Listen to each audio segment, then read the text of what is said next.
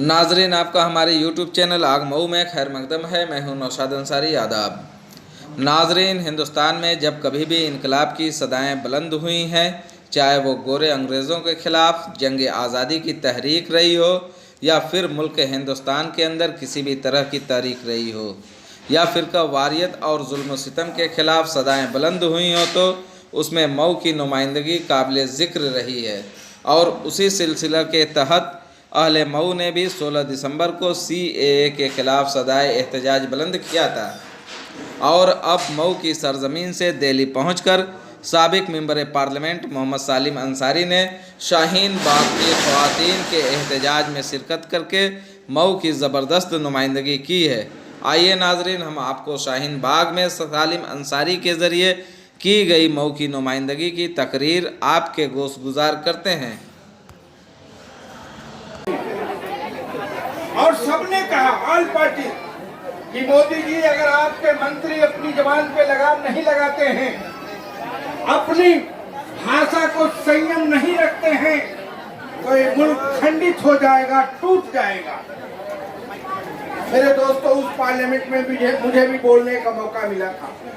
मैंने मोदी जी की तरफ एक ही बात कहा था, इशारा करके एक शेर पढ़ा था और कहा था कि तेरे मंत्री जात के नाम पे, मजहब के नाम पे, अलगाववाद के नाम पे, फिरका परस्ती के नाम पे, हिंदू मुसलमान के नाम पे इस देश को खंडित करना चाहते हैं, बांटना चाहते हैं। मोदी जी, मैं एक शेर से आपकी बात शुरुआत करना चाहिए। मैंने कहा था कि कब तक के मजहबी नशा बांटिएगा, ये उन्माद वाली हवा बांटिएगा, ये मंदिर, ये मस्जिद, शिवालयों के झगड़े, अरे जब वो तन ही न होगा तो क्या बांटिएगा। क्या बात है। अरे मोदी जी, जब ये मुल्क ही नहीं होगा तो तुम क्या बांटोगे। इसलिए अपने मंत्रियों से कहो कि जवान पे लगाम लगाएं, संयम बरतें, ऐसी भाषा का इस्तेमाल न करें जिससे किसी धर्म, जाति, मजहब को ठेस पहुंचे। मेरे दोस्तों, ये सरकार कंफ्यूजन की सरकार है। मोदी जी कुछ कह रहे हैं, अमित शाह कुछ कह रहे हैं, कभी NRC ला रहे हैं, कभी CAA ला रहे हैं, कभी NPR ला रहे हैं। करना क्या चाहते हो मेरे दोस्तों? वही माहौल ये बना रहे हैं। मुझे एक अफसाना याद आ रहा है। आज से 70 साल पहले इसी मुल्क में अंग्रेजों की देन थी जब ये देश बंटवारा हुआ। कैसा माहौल था मुझे याद है। मेरे दादा भी सर पे गठरी रख के दिल्ली की तरफ कूच किए। दिल्ली जमुना के किनारे जब गए तो वहां मौलाना अबुल कलाम आजाद साहब तकरीर कर रहे थे। मौलाना अबुल कलाम आजाद ने कहा, ऐ मेरे समाज के भाइयों, कहाँ जा रहे हो? रुको, ये जमुना का पानी जिससे तुमने वजू बना के यहाँ अपनी सरजमीन पे नमाजें पढ़ी हैं, कहाँ तुम जा रहे हो? ये जामा मस्जिद की मीनारें तुम्हें पुकार रही हैं, कहाँ जा रहे हो? मेरे दादा ने कहा, बातें तो बहुत अच्छी करता है लेकिन मेरी मदद नहीं कर पाएगा। मेरे दादा आगे बढ़े। गांधी जी छोटा लिए खड़े थे और गांधी जी कहे, ईश्वर अल्लाह तेरे नाम, सबको सम्मति दे भगवान। मेरे दादा ने कहा कि ये बुढ़ा भी हमारे लिए कुछ नहीं कर पाएगा। मेरे दादा आगे बढ़ते, सर पे गठरी लिए। वहां जवाहरलाल नेहरू मिले, बगल में डॉक्टर भीमराव अंबेडकर खड़े थे, हाथ में कताब लिए खड़े थे। डॉक्टर अंबेडकर ने कहा, कहाँ जा रहे हो? मेरे दादा ने कहा कि ये माहौल नहीं है, हम यहाँ नहीं रह पाएंगे। अंबेडकर ने कहा, रुको, ये मेरे हाथ में देख रहे हो क्या है?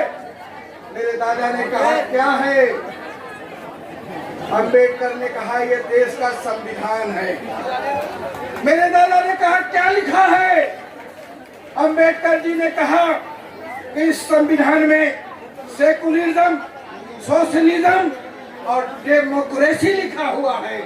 मेरे दादा ने गठरी पटक दिया और कहा अंबेडकर जी ने कि जब तक इस देश का आईन है इस देश से किसी हिंदू, मुसलमान, सिख, ईसाई, पारसी, जैन को इस मुल्क से कोई अलग नहीं कर सकता।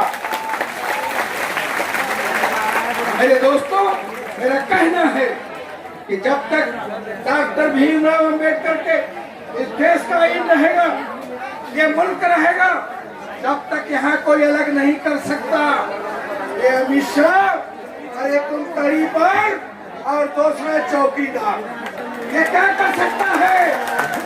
इसलिए मैं कहने आया हूँ, मैं शाहीन बाग की बहनों को सलाम करने आया हूँ, उस पूर्वांचल की धरती से जहाँ अल्लामा शिबली नुमानी, हजरत कैफी आदमी, फैजा इब्ने फैजी पैदा हुए थे। तो आजमगढ़ की सरजमीन से ये कहा गया है, जो धरना यहाँ से उठता है वो नैयर आजम होता है। आए मेरे शाहीन बाग की मेरी माता एवं बहनों, तुम्हें सलूट करता हूँ। आज दुनिया तुम्हें सलूट करती है कि तुमने एक नया आयाम पैदा कर दिया, इस मुल्क को एक नई जिंदगी दे दिया। तमाम जो टिमटिमाते चिराग थे, आज हमारे जिले आजमगढ़ में बिलरियागंज के अंदर हमारी बहनें बैठी थी। ये योगी की सरकार ने उनको खदेड़ दिया, उनको लाठियों से मार के किनारे कर दिया। लेकिन बाहर शाहीन बाग की औरतें, दबंग दादियों को मैं सलाम करता हूँ, अपनी बहनों को सलाम करता हूँ, अपनी माओ को सलाम करता हूँ कि तुम अपने कदम को पीछे मत हटना। इसलिए ये सरकार हिल गई है, हिल गई है।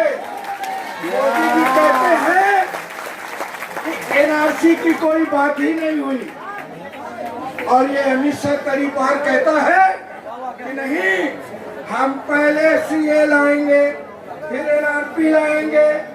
क्या क्या तुम एनआरसी लाओगे? ये दुनिया भर की बातें करता है।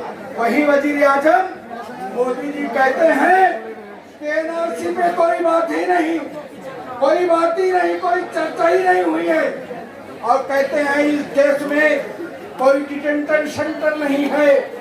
अरे मोदी जी, आसाम के अंदर 6 डिटेंशन सेंटर बनाए गए हैं, बड़ी तादाद में हिंदू मुसलमान सारे लोग उसमें बंद हैं। उसमें 26 लोगों की मौतें भी हो गई हैं। इसलिए मैं कहना चाहता हूँ, इस देश की जनता को, जिस जनता ने मिली जुली शहादत के तहत इस मुल्क की कुर्बानी दे करके इस मुल्क की आजादी को लेने का काम किया और अंग्रेजों को मार के भगाने का काम किया। जब आजादी की लड़ाई लड़ी जा रही थी तो भगत सिंह ने अशफाकुल्लाह से नहीं पूछा कि तुम किस जाति के हो, किस मजहब के हो। अशफाकुल्लाह ने भगत सिंह से नहीं पूछा और भगत सिंह ने अशफाकुल्लाह से नहीं पूछा। सबने मिलकर के अपनी जान को कुर्बानी दिया, तब आजादी मिली। और जो अंग्रेजों की दलाली करने वाले लोग थे, जो अंग्रेजों के चाटुकार थे, वो देश के रक्षक बने हैं। हमसे मांगते हैं कि तुम अपना कागजात दिखाओ। अरे हमने तो 5000 साल पुराना, 500 पुराना कागज दिखाया, लेकिन फिर भी तुमने इंसाफ नहीं दिया। इसलिए मैं कहना चाहता हूँ शाहीन बाग के अपने भाइयों बहनों से कि कोई कागज दिखाने की जरूरत नहीं है। इस मुल्क में सारे लोग जग गए हैं। ये भारतीय जनता पार्टी, विश्व हिंदू परिषद जो चाल चल रहा है, आरएसएस को एक गुलदस्ता के तौर पे सन 2025 में ये कुछ देना चाहते हैं। चूंकि 1925 में आरएसएस बनी थी और 2025 में आरएसएस के 100 साल पूरे होने जा रहे हैं। उसी पे ये ऐलान करने चाहते हैं कि हम इस देश को हिंदू राष्ट्र बनाएंगे।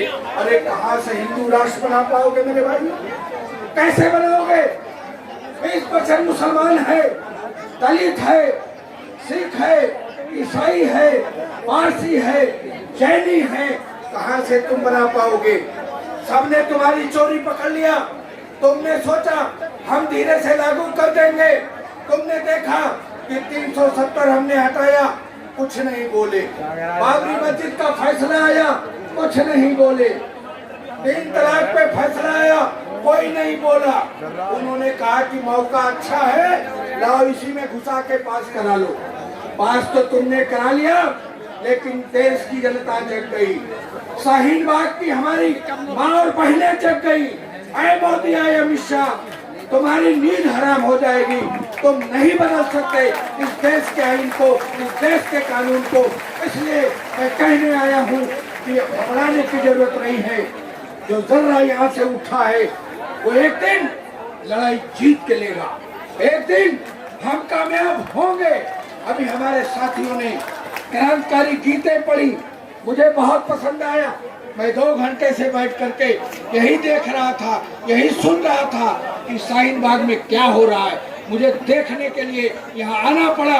इसलिए इस मुल्क में मैं मोदी जी से कहना चाहता हूँ, अमित शाह से कहना चाहता हूँ कि आइन से बड़ा कोई नहीं है। अगर तुमने आइन को छेड़ा, जैसा कि आइन बाबा साहब ने बनाया है, उस आइन के तहत सारे लोग इस मुल्क में फलेंगे, फूलेंगे, बढ़ेंगे। तुम्हारी मानसिकता इसको नहीं रोक सकती। यही चंद अल्फाज कहते हुए, आप सबका शुक्रिया अदा करते हुए, शाहीन बाग की अपनी बहनों को सलाम करते हुए, उनके हौसले वलवले को इनकलाब बोलते हुए अपनी बात खत्म करता हूँ। शुक्रिया, शुक्रिया, बहुत बहुत शुक्रिया।